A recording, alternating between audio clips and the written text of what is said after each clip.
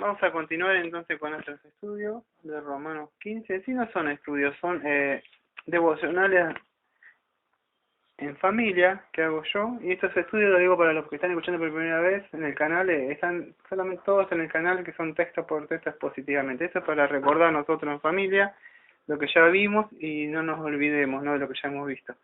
Bueno, vamos a ver Romanos 15, que ya lo hemos considerado un tiempo, y no me acuerdo si en el canal, en las prédicas que le subimos, me parece que habíamos puesto el ejemplo de Cristo, me parece una de esas prédicas, de esto que hablaba sobre esto, ¿no? Pero vamos a ver abuelo de pájaro, como vemos siempre estos devocionales, ¿no?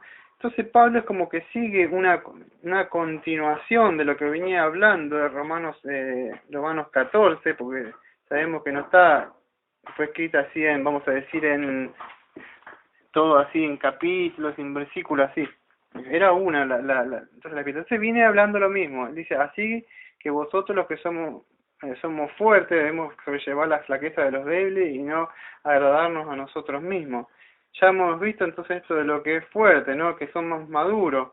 Eh, a veces tenemos que refrenar la libertad cristiana que tenemos para no lastimar o no causarle un tropiezo a los que son más débiles, que quizás no tienen tan en claro las cosas cristianas, y por ahí es más fuerte, el que es más fuerte capaz que, a mí no me gusta, siempre digo lo mismo, ¿no? Generalmente el pastor está en el mismo ejemplo, del vaso de vino, de la cerveza. Yo no uso eso, tomo agua, o si hay para comprar, compramos jugo, pero si no tomamos agua. Pero ¿qué sucede? Que alguno quizá quiere tomar un vasito de vino o cerveza, no sé qué le gusta con la comida. Y justo entra alguien que está recién empezando, y para el fuerte eso no significa nada, porque para él no te está embriagando. Está tomando con moderación algo, y el otro viene, o capaz que para el fuerte ver la tele no es nada, mirar más el noticiero, o justo él ve algo, vamos a decir, un canal de algo de los animales para una prédica, o a ver o cosas así, justo entrar y tenés una tele, eso es pecado, y lo lastimás a él. Entonces no todos han llegado a una madurez para poder, que eso no significa que podamos vivir, o sea, ya lo vimos, Romano 14, la libertad cristiana para pecar, vivir viendo tele, porque no pasa nada. No. Estamos hablando que lo más fuerte, o sea, que podemos entender, saber diferenciar, que no va a perder todo el tiempo en las cosas de este mundo, pero no, eso no va a ocupar. Pero el débil lo podemos llegar a lastimar. Entonces, dice Pablo, que debemos sobrellevar la flaqueza de aquellos débiles y no agradarnos a nosotros mismos. Eso es el amor, ¿no? Que no agradarnos a nosotros, sino siempre buscamos la edificación. Entonces dice que cada uno agrade a su prójimo lo que es bueno para su edificación. ¿Veis? Lo dice él. Y el ejemplo que yo le había puesto en esa prédica, que era el ejemplo de Cristo, que Cristo no se había agradado a sí mismo, porque dice que los vituperios de lo que te injuriaban cayeron sobre mí. Entonces Cristo nos dio ese ejemplo de llevar las cosas, las cargas, ¿no? Entonces llevó nuestros pecados. Entonces a veces nosotros vamos a tener que cargar las cosas de nuestros hermanos, ¿no? Y sigue hablando de que todo lo que fue escrito en el pasado, el versículo 4, es para la enseñanza, ¿no? Entonces, como dice segunda de Timoteo, que todo lo que está escrito, o sea, es para nosotros, ¿no? Para edificación, salvación. Entonces, es para nosotros, ¿eh? Es por medio de eso de la paciencia, consuelo, la escritura, tengamos esperanza, ¿no? Y bueno, mucho de lo que está acá es positivamente en el canal, que yo no veía ahí qué quiere decir paciencia, qué quiere decir consuelo, que yo buscaba la palabra griega y trataba de explicar en las prédicas. No lo voy a ver eso porque no hay tiempo en un devocional. Lo invito a ir al canal, ¿no? Pero ahí está. Pero el Dios de paciencia y de consuelo os conceda tener el mismo sentir los unos otros con los otros conforme a Cristo, ¿no? Y podemos acotar que con paciencia o paracleto es el consolador. Entonces el Dios de paciencia, el Paracletos, el Espíritu Santo, Él es el que nos ayuda, el que nos consuela, el que nos va a dar fuerza para poder soportar al hermano más débil, que es más, como que le cuesta más y no ve las cosas, y por ahí como que el que está más maduro le es más fácil caminar. El débil como que a veces te causa un poco, te dificulta caminar un poco, pero vos tenés que tener paciencia y ayudarlo a que él venga a caminar, porque él por ahí no está tan maduro. Entonces, ahí es donde el maduro debe no agradarse a sí mismo y tratar de ayudar a su hermano, que él ¿no? Y tratar de llevar la flaqueza de ese hermano, ¿no? Y no juzgarlo, como habíamos visto otra vez.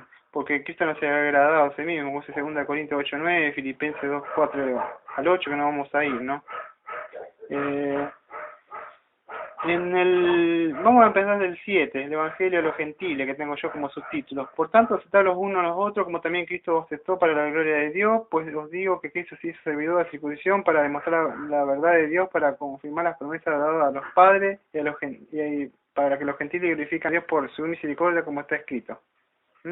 Y sigue diciendo, por tanto, te confesaré entre los gentiles, a tu nombre cantaré. Entonces debemos aceptarnos los unos a nosotros. ¿Por qué? ¿Por qué? Dice, porque Cristo, o sea, Él nos aceptó en sí como éramos nosotros. Nosotros cuando vinimos éramos viles, pecadores, sucios, inmundos, leprosos.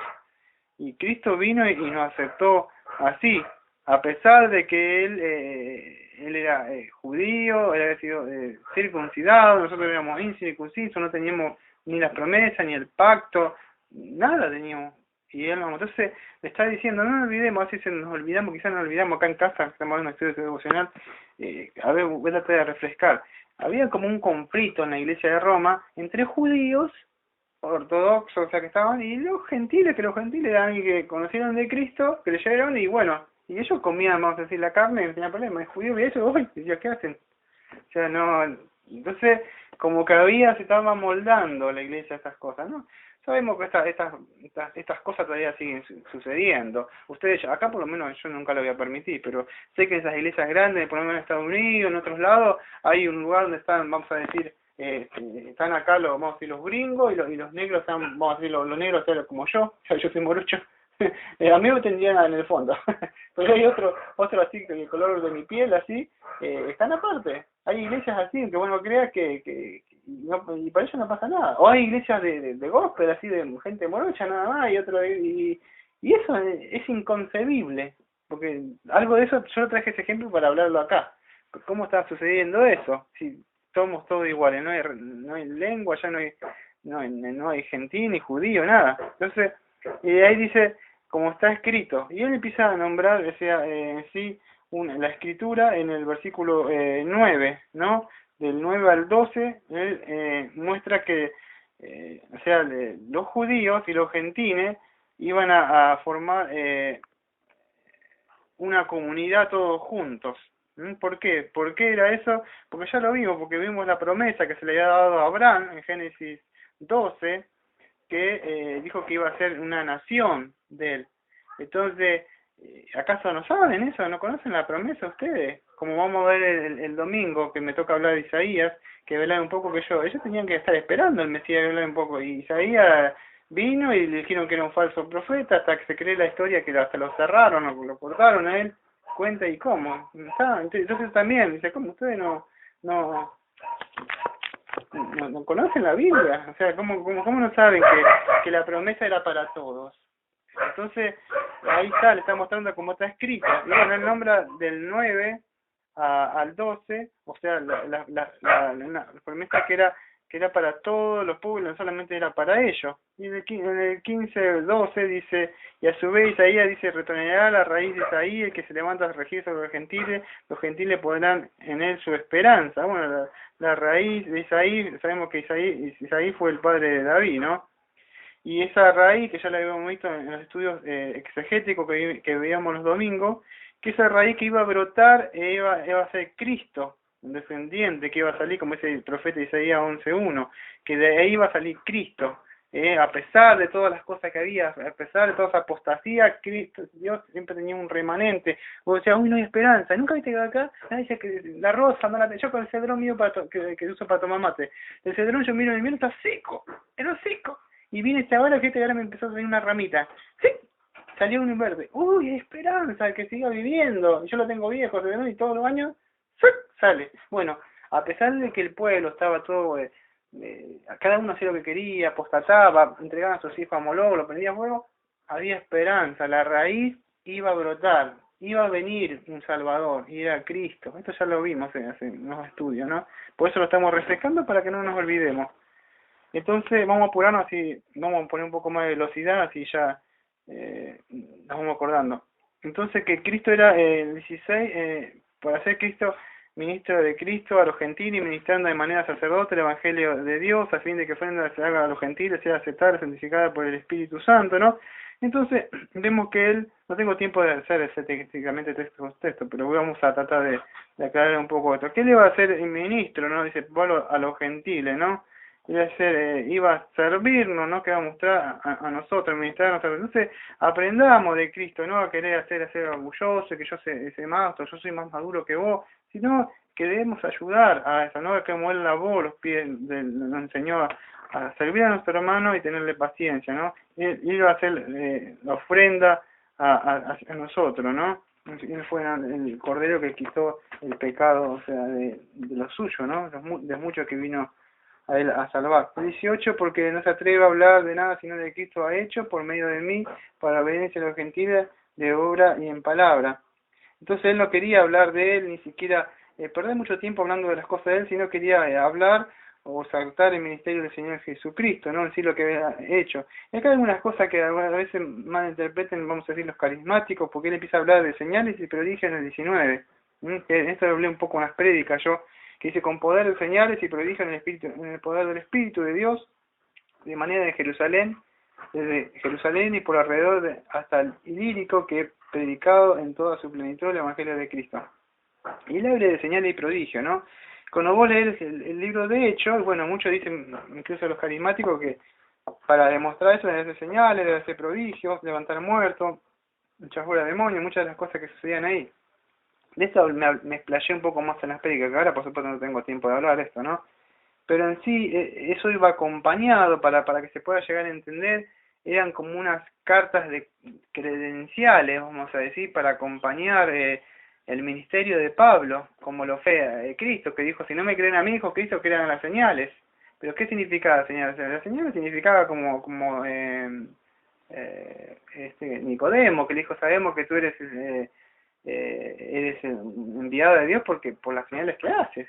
Porque si tú no eres enviado de Dios, esas señales no van a estar. Entonces ellos conocían, en esa época, no estamos haciendo una hermenéutica histórica gramatical, yéndonos a esa época, que la única forma de poder diferenciar era esa. Cristo ahora dijo que sabía alguno, o sea, Juan 7, no tengo tiempo de hablar, porque estoy yendo para otros lados. Que si nosotros sabremos si es la doctrina de Dios, nosotros sabemos si es correcto, si conocemos si la doctrina es correcta. Pero en esa época la forma era, ellos sabían por los milagros, ¿no? Y bueno, no tengo tiempo de hablar porque si sigo hablando capaz como que voy a dar mal interpretar otra cosa y no tengo tiempo de hacer un estudio exegético. Pero de eso es que más o menos, que no está hablando de que era que hay que hacer carismático, hacer esa cosa, sino que iban a acompañar unas credenciales nada más.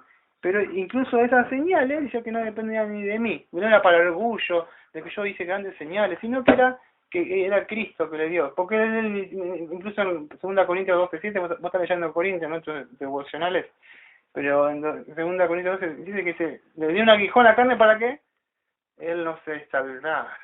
Entonces, Dios pasa que nos controla en nuestros pecados, que sabe, y por ahí nos tienen en cierta posición, no te deja subir, no te deja allá, o no te da las cosas necesarias, pues conoce tus pecados. A ver hasta cuándo vos podés crecer en esa área. No tengo tiempo de irme porque no es una prédica, ya la estaba transformando en una prédica. Pero bueno, se puede entender eso, ¿no? Entonces, dice, de esta manera me forcé en anunciar el Evangelio donde Cristo ya era donde Cristo ya era conocido, para no edificar sobre el fundamento de otro. Bueno, empieza a hablar de que él no quería predicar donde ya había sido predicado Cristo. Voy a tocar rápido, así para ir terminando, este devocional, del 22 al 33, que ahí habla un poco, que lo hablamos a época, que Pablo anhelaba ir a visitar a Roma. ¿Qué sucede? Que Pablo quería ir a visitarlo, pero no podía ir vamos a decir, a España, ¿no? Como dice el versículo 24, cuando vaya a España iré a vosotros, porque espero al pasar y que me ayudé a continuar hacia allá después de que haya disfrutado un poco de vuestra compañía. Entonces, Pablo tenía un anhelo, un deseo de ir a visitar a los hermanos. Nosotros a veces quisiéramos ir a visitar, o muchos dicen, ay, no me saludás por Facebook, no me hablas por Skype.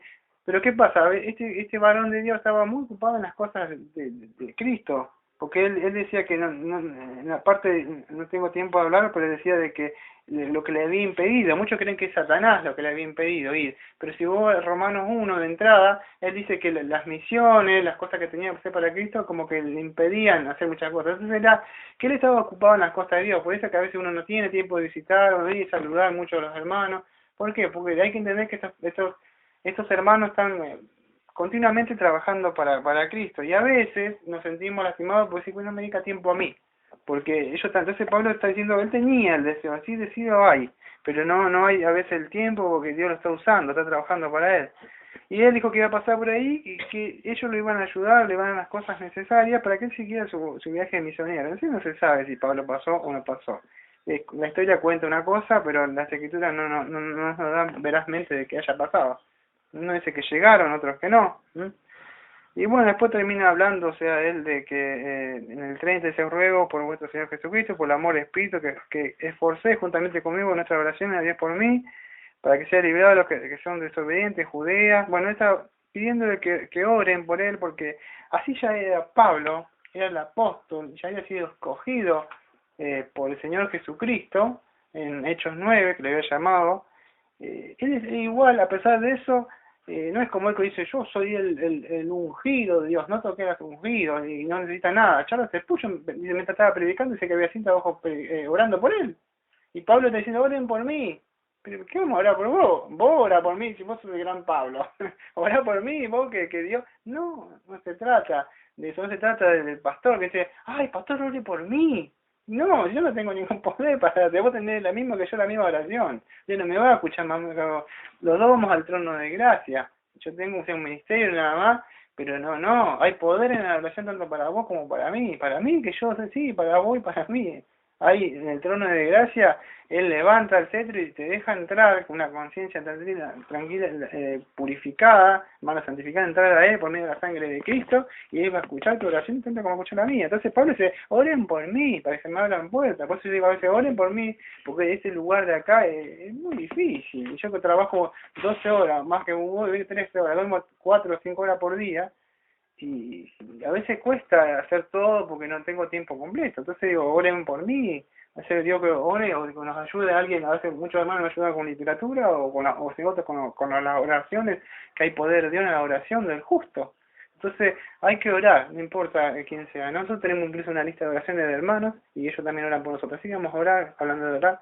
Amado Padre, le agradecemos porque pudimos ver este devocional acá en familia con mi esposa.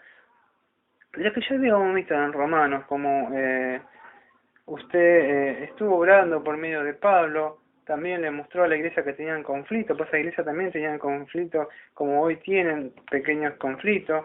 Queremos aceptar unos a los otros, no juzgarlos, sino, eso tampoco quiere decir que queremos acurrucar el pecado, pero sí tratar de ayudarlo al hermano en vez de estar viendo como un juez en un banquillo, a que pueda llegar a salir aquellos que son más fuertes, aquellos que de verdad pueden ayudarlo a que puedan seguir adelante, como así tuvimos el ejemplo de nuestro amado Señor Jesucristo, dice que nos agradó a sí mismo, así que le pedimos que podamos crecer en eso, que se tomen más en serio las iglesias que a veces creen que las doctrinas, yo creo que son muy importantes, son muy, pero muy importantes, pero si de verdad no hay un renacimiento, de verdad un verdadero amor, solamente se transforma en conocimiento nada más, y no sirve eso.